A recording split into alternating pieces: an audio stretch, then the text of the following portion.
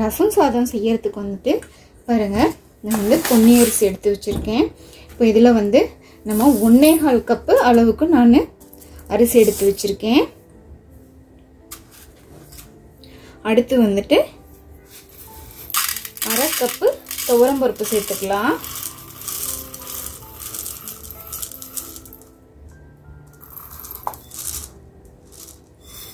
பாருங்க, 1/2 கப்பு துவரம்பருப்பு எடுத்துக்கிட்டாச்சு. இப்போ இதை வந்து நம்ம கழுவிட்டு தண்ணி ஊற்றி கொஞ்ச நேரம் ஊற வச்சிடலாங்க.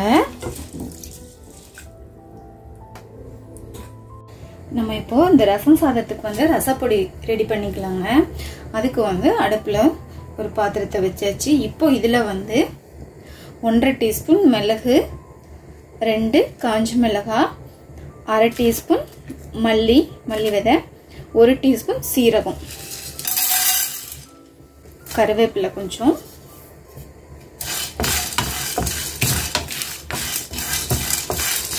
இப்போ இதை வந்து நம்ம ஒரு 2 நிமிஷத்துக்கு மட்டும் வறுத்து எடுத்துக்கலாங்க. பாருங்க, நமக்கு அந்த கருவேப்பிலை சுருங்கிருச்சு. நமக்கு இந்த அளவுக்கு போதுங்க. அடுத்து வந்து கொஞ்சம் பூண்டு பல்லு சேர்த்துக்கலாம். பாருங்க, நம்ம அடுப்பை ஆஃப் பண்ணியாச்சு. இப்போ இதை ஆற வச்சு நம்ம மிக்சியில் போட்டு கொரப்பா நல்லா பொடிச்சு எடுத்துக்கலாம். பாருங்க, நம்ம இப்போ வந்து குக்கரில் வந்து இந்த அரிசியும் பருப்பும் ஊற வச்சோம் இல்லைங்களா, அதை போட்டிருக்கோம். அதில் வந்து நான் ஒரு 5 டம்ளர் தண்ணி ஊற்றிருக்கேன். தண்ணி கொஞ்சம் ஜாஸ்தியாகவே ஊற்றிக்கோங்க. அடுத்து 1/2 டீஸ்பூன் மஞ்சள் தூள், 2 தக்காளி,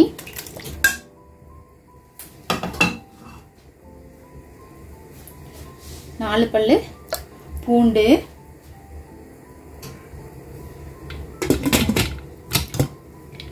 பாருங்க. இப்போ இந்த குக்கரை மூடி நம்ம 5 விசில் வச்சு எடுத்துக்கலாங்க.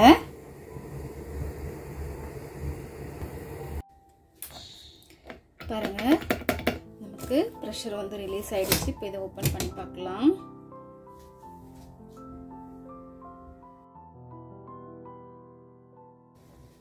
அடுப்பு ஆன் பண்ணிட்டு நெல்லிக்காய், பெரிய நெல்லிக்காய் சைஸ் அளவுக்கு புளி எடுத்து நல்லா கரைச்சி வச்சிருக்கேங்க. இப்போ இந்த புளி தண்ணியை சேர்த்துக்கலாம்.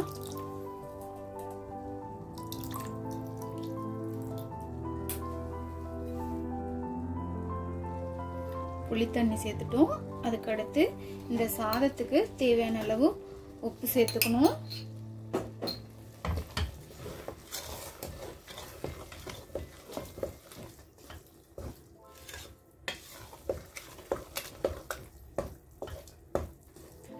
ஆறுனதுக்கு அப்புறமா நமக்கு இந்த சாதம் கொஞ்சம் கெட்டியாயிடுங்க. ஸோ அதனால இன்னும் கொஞ்சம் நம்ம தண்ணி ஊற்றிக்கலாம்.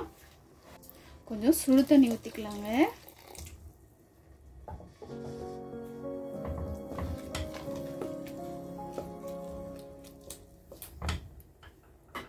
இப்போ அடுத்து வந்து நம்ம வறுத்து அரைச்சி வச்சோம் இல்லைங்களா, மிளகு சீரகம், அதை சேர்த்துக்கலாம்.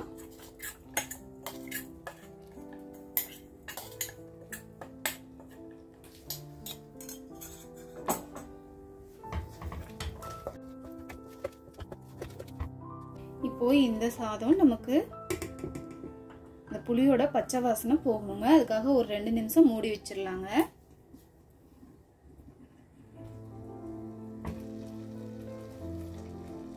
இப்ப திறந்து பார்த்துடலாம். இதை நம்ம கலந்துக்கணும்.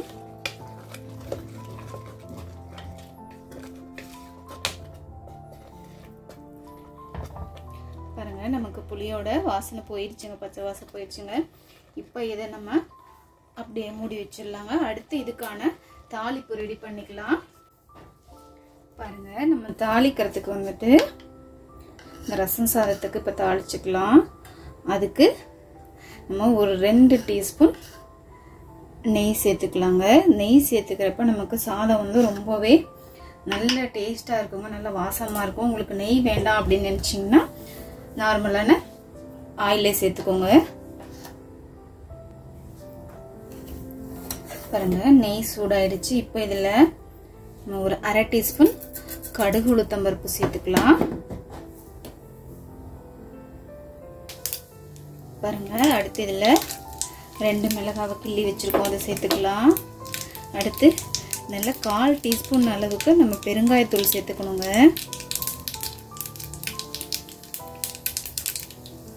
பெருங்காயத்தூள் கொஞ்சம் நீங்கள் ஜாஸ்தியாகவே சேர்த்துக்கோங்க, நல்லாயிருக்கும், ரசத்துக்கு நல்லா வாசமாக இருக்கும். அடுத்து கருவேப்பிலை.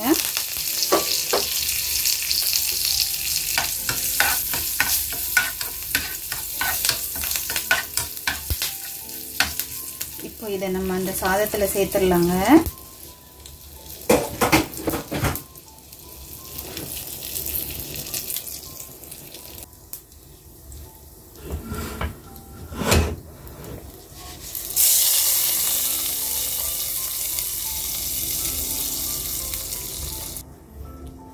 அடுத்து கொத்தமல்லி தழை.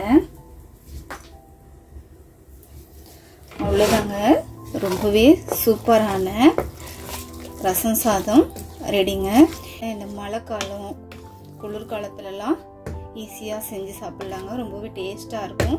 கண்டிப்பாக ட்ரை பண்ணி பாருங்கள். இந்த மாதிரி சளி காய்ச்சல் இருக்கிறப்பவும் செய்யலாங்க. ரொம்பவே டேஸ்டியான ஒரு ரசம் சாதம், கண்டிப்பாக ட்ரை பண்ணி பாருங்கள்.